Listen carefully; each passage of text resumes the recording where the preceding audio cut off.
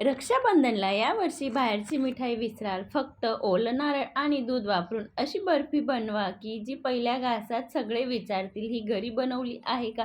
एवढी चविष्ट आणि क्रीमी, अगदी स्वीटचा सुद्धा टेस्ट याच्यात येतो आणि बनवायला खूप सोपी आहे. चला तर मग लगेच आपण रेसिपीकडे वळूया. सर्वप्रथम इथं मी गॅस ऑन करून पातेली ठेवलेली आहे. पातेलीमध्ये अगदी आपल्याला ब्रेकफास्ट स्पूनने 2 टेबलस्पून इथं मी पाणीचा वापर केलेला आहे. त्याच्यानंतर आपल्याला दूध ॲड करायचं आहे. पातेलीमध्ये जर सुरुवातीला पाणी ॲड केलं तर दूध तळाशी चिपकत वगैरे नाही, त्यासाठी आवर्जून वापरा. इथं मी जवळपास पूर्ण रेसिपीसाठी 1.5 लिटर दुधाचा वापर करते. त्यासाठी इथं पाऊण लिटर दूध आत्ता वापरते आणि पाऊण लिटर दूध पुढं आपण वापरणार आहोत, ते तुम्हाला समजेलच व्हिडिओमध्ये. आता मी 1 आणि अर्धा पाऊच घेते. हे अर्धा लिटरचं पाऊच आहे. जर तुमच्याकडे फुल फॅट फ्रेश म्हशीचं दूध भेटत असेल तर त्याचा वापर केला तरी चालेल.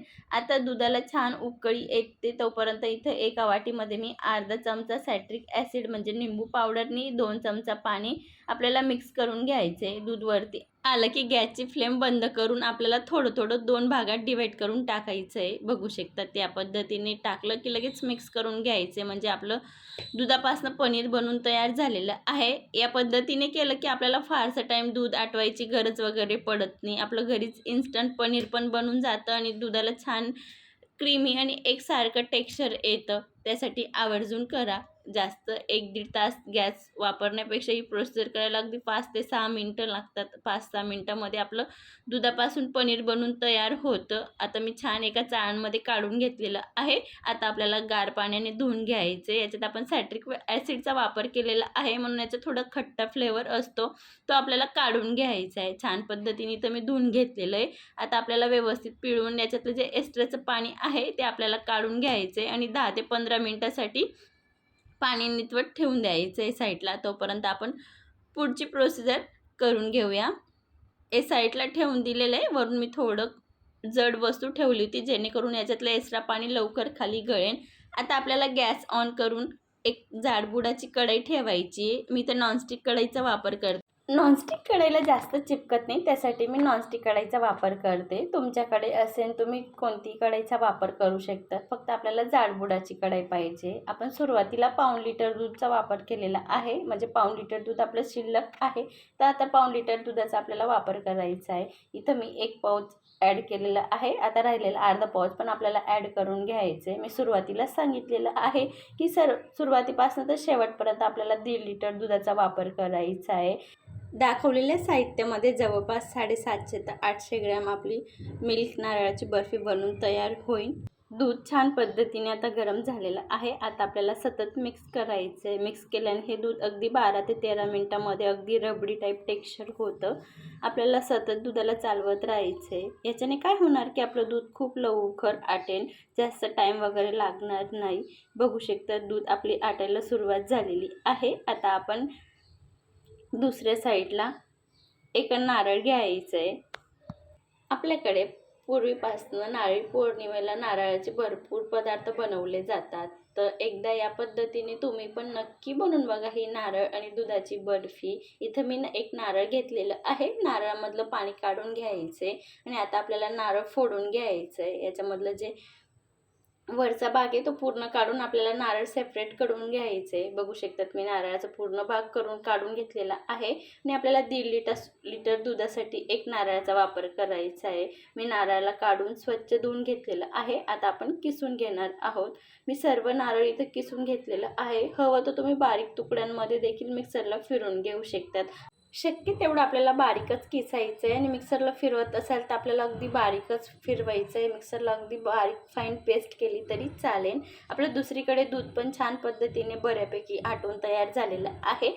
अगदी 6 ते 7 मिनिटात आपलं अर्धं दूध आटून तयार झालेलं आहे. आता आपण दुसरीकडे मी 2 नंबर साईजचं मिक्सरचं भांडं घेतलेलं आहे. त्याच्यामध्ये आता आपण जो नारळाचा जो किसला होता तो ॲड करायचा आहे. आणि जे आपण पनीर बनवलं होतं ते पण अगदी हाताने चुरून भांड्यामध्ये ॲड करायचे. बघू शकता त्या पद्धतीने अगदी तुम्ही एका मोठ्या ताटामध्ये पनीरला हाताने मॅश करून अगदी खोबऱ्याच्या किसमध्ये एकसारखं मिक्स करून घेऊ शकतात. पण हे खूप सोपं पडतं, अगदी 1-1.5 मिनिटात होतं. त्यासाठी मी मिक्सरला फिरवून घेतलेलं आहे. आपलं दूध पण छान पद्धतीने रबडी बनून तयार झालेलं आहे. आणि पनीर आणि ओल्या नारळाचा जव अगदी मिक्सरला फिरत नसेल तर अगदी तुम्ही 2-3 चमचा दुधाचा वापर केला तरी चालेल. आता आपल्याला दुधामध्ये जे मिक्सरला फिरवलं होतं ते ॲड करून घ्यायचं आहे. खास करून काळजी ठेवायची की दूध आपलं अगदी रबडीसारखं किंवा अर्ध्यापेक्षा कमी आटून तयार झालं तेव्हाच ॲड करायचं आहे. बघू शकता त्या पद्धतीने इथं मी 2 ते 3 चमचा दुधाचा वापर केला होता, म्हणून अगदी क्रीमी टेक्स्चर झालेलं आहे आपलं पनीर आणि नारळाचं जवचं. आता आपल्याला व्यवस्थित मिक्स करून घ्यायचे. बघू शकतात आपली दुधाची सर्व क्वांटिटी वाढून तयार झालेली आहे. सुरुवातीला गार होतं, जसं जसं गरम होतं तर याच्यामधून अगदी शिंतळे वगैरे उडतात. तर त्यासाठी मी अगदी झाकण ठेवून 2 ते 3 मिनिट शिजवून घेतलेलं आहे. बघू शकतात खूप छान पद्धतीने इथं आपलं अगदी कलाकंद सारखं बनून तयार झालेलं आहे. या पद्धतीने आपल्याला व्यवस्थित आटवून घ्यायचं आहे. बघू शकतात त्याचं टेक्स्चर वगैरे खूप ठीक झालेलं आहे. आता याच्यामध्ये आपण चवीनुसार साखर ॲड करायची आहे. मी इथं 1 वाटी साखर ॲड करते आणि ग्रॅममध्ये बघायला गेलं तर जवळपास 120 ग्रॅम साखर आहे. आणि 2 ते 3 हिरवी वेलची मी कुटून घेतलेली आहे. तुम्ही वेलची पावडरचा देखील वापर करू शकतात. जर तुम्हाला केसर फ्लेवर असेल तर पाहिजे असेल तर तुम्ही याच्यामध्ये अगदी थोडे केसर गरम दुधामध्ये मिक्स करून देखील घालू शकतात. त्याचा पण खूप छान टेस्ट येतो. पण मी तुम्हाला केसर पुढे गार्निशिंगसाठी वापरणार आहे, त्यासाठी इथं मी केसरचा वापर स्किप केलेला आहे. छान पद्धतीने आटून झालेलं आहे. मला पूर्ण रेसिपी सुरुवातपासून शेवटपर्यंत अगदी 15 ते 16 मिनिट लागलेले आहेत.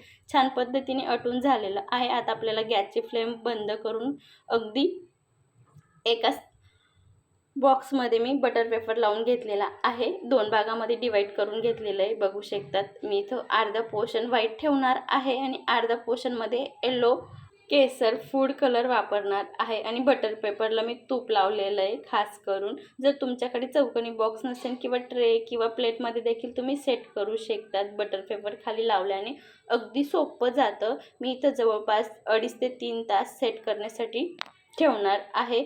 मी याच्यामध्ये बोलले की येलो फूड कलर वापरलेला आहे. आता तो भाग पण आपल्याला ॲड करून अगदी व्यवस्थित एकसारखं थोडं वाटीने किंवा स्पूनने प्रेस करून घ्यायचं. याच्याने काय होणार की आपली बर्फी आहे ती एकसारखी होईल, जराही अशी कट करताना तुटणार वगैरे नाही. त्यासाठी अगदी व्यवस्थित आपल्याला प्रेस करून घ्यायचं आहे. मी वाटीला जराही तूप वगैरे लावलेलं नाही, तरी पण थोडं पण वाटीला चिपकत नाही. मी छान पद्धतीने प्रेस करून घेतलेलं आहे. बघू शकता वरून थोडे मी पिस्ताचे काप ॲड करते.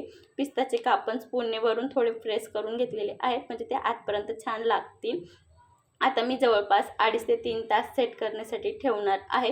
तुमच्याकडे टाईम असेल तुम्ही 5-6 तास देखील ठेवू शकतात आणि टाईम नसेल तर तुम्ही अर्धा तास फ्रीजला देखील सेट करण्यासाठी ठेवू शकतात.